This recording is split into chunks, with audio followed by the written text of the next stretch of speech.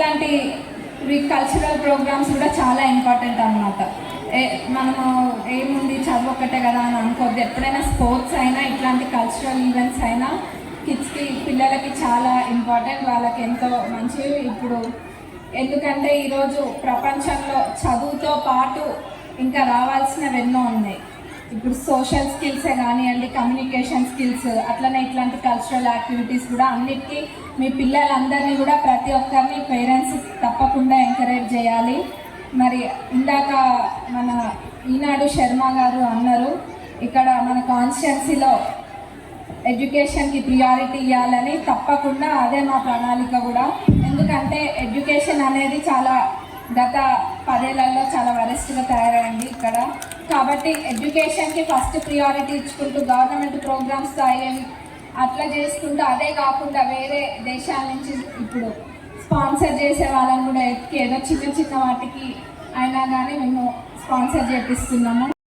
తర్వాతనే ఏదో 10వ తరగతి అయిపోయాక ఆపేయకండి, చాలామంది కంటిన్యూ చేయండి. తప్పకుండా మీ పిల్లలే మీ భవిష్యత్తు, వాళ్ళని ఇంకా చదివిపించుకుంటే రేపు మీకు అంత మంచిగా వాళ్ళు చూసుకోగలుగుతారు.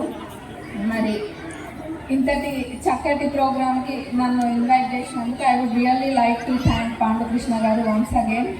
And I would like to come to next annual day too, because I really enjoyed today's programs. After a long time in this pleasant evening, I sat here and had really enjoyed the program, and once again thank you all for inviting me. Thank you.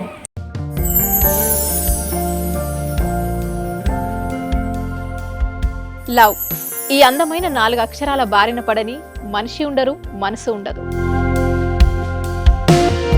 ఈ love కొంతమంది జీవితానికి సరిపడా మధురమైన అనుభూతులను అందిస్తే, మరికొంతమందికి జీవితాంతం వెంటాడే చేదు జ్ఞాపకాలను మిగిల్చుతోంది. లైలా మజ్ను, పార్వతీ దేవదాస్, ఈ 2 కథల్లో మజ్ను లైలా ప్రేమ కోసం ఎంత పరితపించాడో విన్నాం. దేవదాస్ పార్వతీ ప్రేమ కోసం ఎంత పిచ్చోడయ్యాడో చూసాం.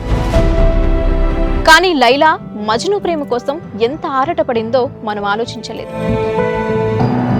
దేవదాసు దూరమయ్యాక పార్వతీ పరిస్థితి ఏంటో మనం అర్థం చేసుకోలేదు. ప్రేమ నుండి పెళ్లి వరకు వెళ్ళలేకపోయినా ఎంతో మంది అమ్మాయిల బ్రేకప్ స్టోరీస్తో మీ లవ్ టుడే.